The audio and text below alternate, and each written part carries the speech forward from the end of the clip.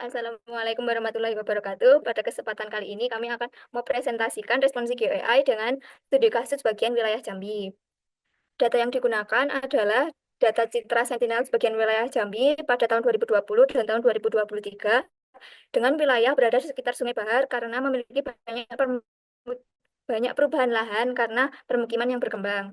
Pemrosesan yang pertama membuat sampel dengan 3 kelas, yaitu loss, gain, dan no change. Kemudian stacking data raster hasil sampel menggunakan RStudio. Data data tersebut kemudian dilakukan pemfilteran menggunakan algoritma recursive feature elimination atau RFE yang menghasilkan 18 fitur optimal. Selanjutnya, hyperparameter tuning dilakukan sebelum melakukan shallow learning dan neural network yang kemudian menghasilkan model yang dipresentasikan dalam model inferensi. Project yang pertama yaitu shallow learning, yang merupakan metode yang menggunakan model sederhana untuk mengidentifikasi pola dan hubungan dalam data, guna menghasilkan prediksi atau keputusan tanpa memerlukan struktur yang kompleks. Terdapat beberapa algoritma yang umum digunakan, yaitu decision tree, random forest, support vector machine, dan k-nearest neighbor. Proses pertama yaitu hyperparameter tuning, dilakukan dengan menggunakan algoritma random forest classifier dengan 2 metode, yaitu grid search dan random search. Hyperparameter tuning dilakukan untuk menemukan konfigurasi optimal untuk menghasilkan model terbaik. Pada metode grid search menghasilkan akurasi yang lebih rendah, yaitu 99,43%, sedangkan metode random search menghasilkan akurasi yang lebih tinggi, yaitu 99,8%.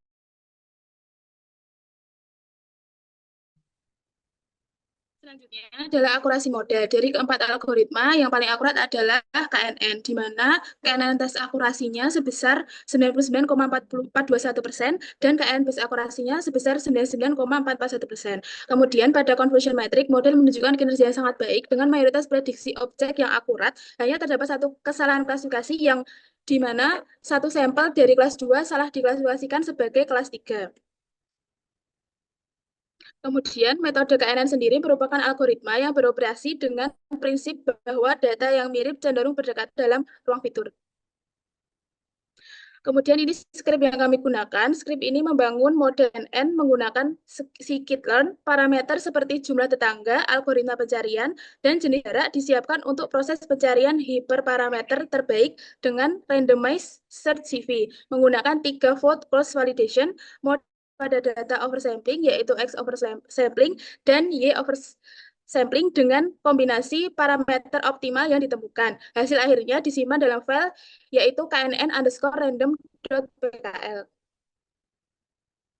Kemudian ini adalah hasil visualisasinya, di mana menurut klasifikasi yang aku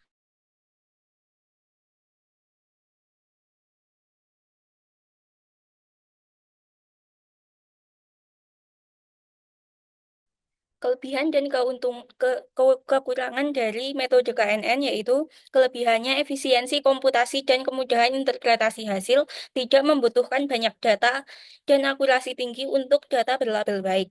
Kekurangannya yaitu ketergantungan pada data tak seimbang dan peka terhadap outlier.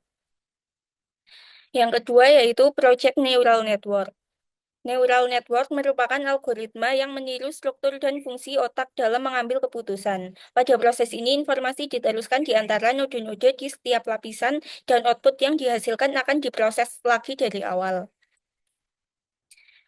Pada pemrosesan menghasilkan 2 grafik, yaitu grafik cross entropy dan grafik akurasi. Grafik cross entropy menunjukkan performa model selama proses training pada data training dan tes. Pada awal proses training, nilai cross entropy loss mengalami penurunan tajam, menunjukkan bahwa model dengan cepat mempelajari pola dasar pada data dalam beberapa epoch awal.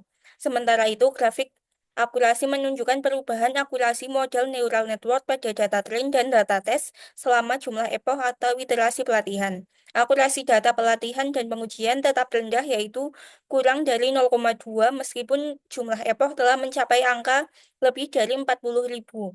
Hal ini menunjukkan model gagal mempelajari pola dalam data. Selanjutnya, berikut merupakan skrip neural network. Skrip ini bertujuan untuk melatih model multilayer perception atau MLP menggunakan algoritma optimasi stochastic gradient descent atau SGD dengan fungsi loss cross entropy yang cocok digunakan untuk tugas klasifikasi multi-kelas. Proses pelatihan dilakukan selama 3.200 epoch dengan ukuran batch 32 dan learning rate yang sangat kecil, yaitu 10 pangkat minus 4. Pada setiap epoch, model melakukan forward pass untuk menghasilkan prediksi, menghitung loss berdasarkan kesalahan antara prediksi dan label target, lalu memperbarui parameter model melalui backward pass. Selama pelatihan, loss dan akurasi dicatat untuk melacak perkembangan model. Setelah pelatihan pada data, model dievaluasi pada data uji dengan mode evaluasi untuk menghitung loss dan akurasi tanpa melakukan pembaruan parameter. Namun hasil evaluasi menunjukkan nilai loss tetap tinggi sekitar 7,4 sampai 7,6 dengan akurasi yang sangat rendah yaitu 3,1 sampai 8,3. Ini menunjukkan model tidak dapat menangkap pola yang baik dari data pelatihan maupun data uji. Berikut merupakan hasil peta klasifikasi metode neural network di mana terdapat kesalahan. Contohnya pada klasifikasi sungai yang seharusnya no change tetapi diklasifikasikan sebagai data loss. Kekurangan dan kelebihan metode neural network yaitu yang pertama kekurangannya membutuhkan dataset besar untuk training, beban komputasi dan waktu training sangat tinggi, dan rentan terhadap overfitting. Kelebihannya yaitu mampu menangani data yang kompleks, dapat memproses data dengan banyak dimensi dan fitur, dan efektif dalam mengenali pola temporal.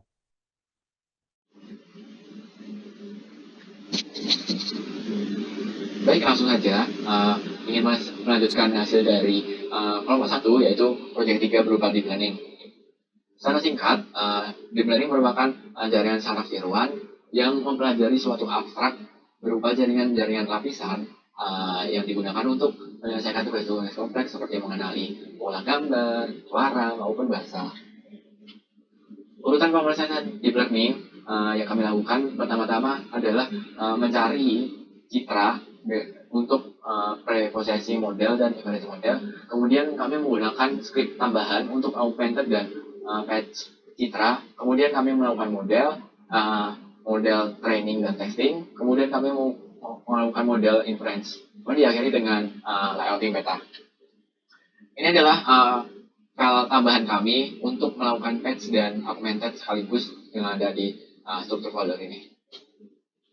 Kemudian data preprocessing kami dari tes, train, dan label kami menggunakan simpang yang ditambah dengan file tadi untuk mengolah patch dan augmented hingga menjadi beberapa bagian. Ini hasil dari augmented dan patch citra yang ada di samping ini.